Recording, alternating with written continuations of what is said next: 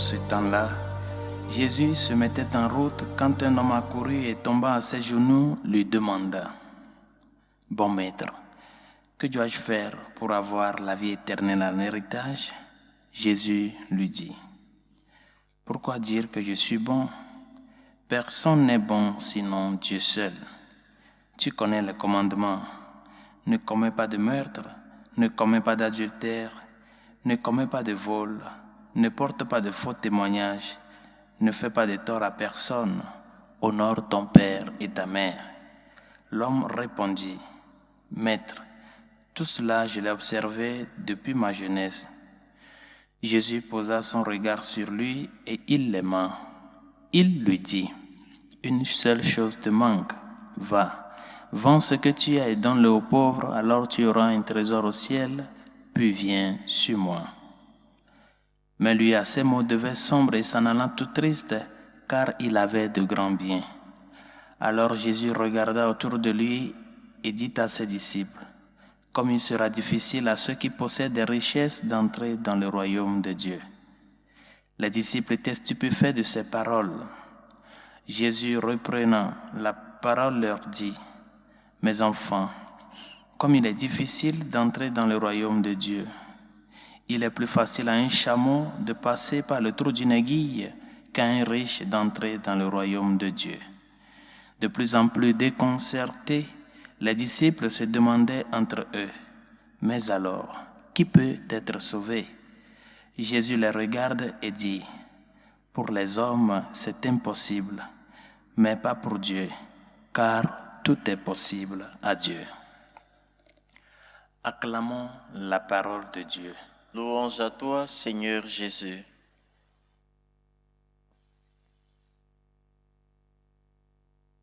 Dans le psaume responsoriel que nous venons de dire et d'écouter, nous avons proclamé tous ensemble: le Seigneur garde toujours mémoire de son alliance. Vous vous rappelez que dans les derniers jours de Moïse, le Seigneur avait fait une promesse à Moïse en Deutéronome 18. « Je susciterai, ou bien je leur susciterai du milieu de leurs frères un prophète comme toi. Je mettrai mes paroles dans sa bouche et il leur dira ce que je lui aurai commandé. » C'est cette promesse que Yahvé a fait à Moïse qui s'accomplit en la personne de Jésus-Christ. Cette alliance que le Seigneur a gardée, il a accompli en la personne du Christ. C'est pour cela la question des disciples: « Mais alors, qui peut être sauvé ?» est une question pertinente. Parce que notre salut nous vient du Christ. C'est lui qui nous a sauvés. Personne ne s'est sauvé de par lui-même et personne ne peut se sauver par lui-même. C'est le Seigneur Jésus-Christ qui est la raison de notre salut, qui est le motif de notre salut.